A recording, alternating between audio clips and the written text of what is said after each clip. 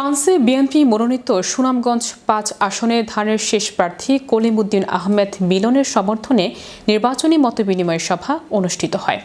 France প্রতিনিধি Ahmed Juned Farhan Paris থেকে channel ইউরোপকে জানায়, ফ্রান্সে বসবাসরত ছাতক দোয়া বাজার বিএনপি পরিবারের উদ্যোগে ১ ফেব্রুয়ারি রোজ রবিবার প্যারিসের পার্শ্ববর্তী ক্যাথোসীমা কুটুমবাড়ি রেস্টুরেন্টে বিকাল ৪ ঘটিকায় আসন্ন ত্রয়োদশ জাতীয় সংসদ নির্বাচনে বিএনপি মনোনীত সুনামগঞ্জ ৫ সংসদীয় আসনের ধানের শীষ প্রার্থী কলিমুদ্দিন আহমেদ মিলনের সমর্থনে এক নির্বাচনী মতবিনিময় সভা অনুষ্ঠিত হয়।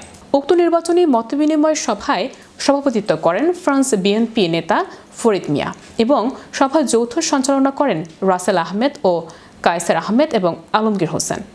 সভার শুরুতে কোরআন থেকে তেলাওয়াত করেন জসিম উদ্দিন। অনুষ্ঠানের শুরুতে স্বাগত বক্তব্য দেন মনোয়ার হোসেন মুজাহিদ।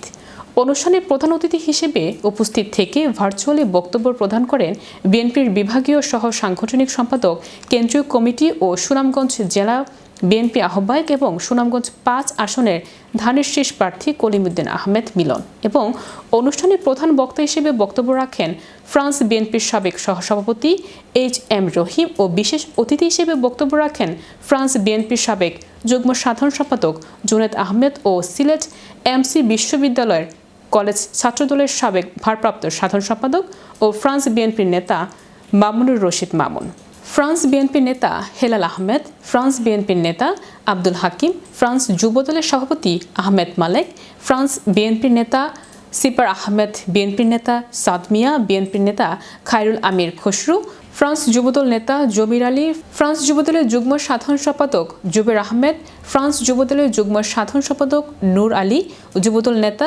জামিনুল হক জামিল, যুবদল নেতা জানে আমল প্রমুখ।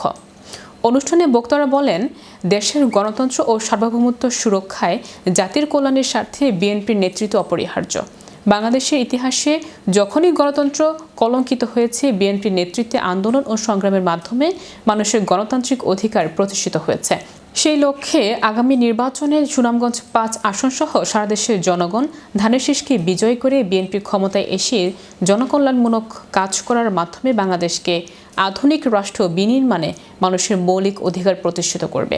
অনুষ্ঠানের শেষ প্রান্তে সভাপতির বক্তব্যের মাধ্যমে অনুষ্ঠানের সভাপতি ঘোষণা করেন সভার সভাপতি ও বিএনপির নেতা ফরিদ মিয়া। অনুষ্ঠান শেষে সকলের মধ্যে নৈশভোজের মাধ্যমে অনুষ্ঠানের সমাপ্তি ঘটে।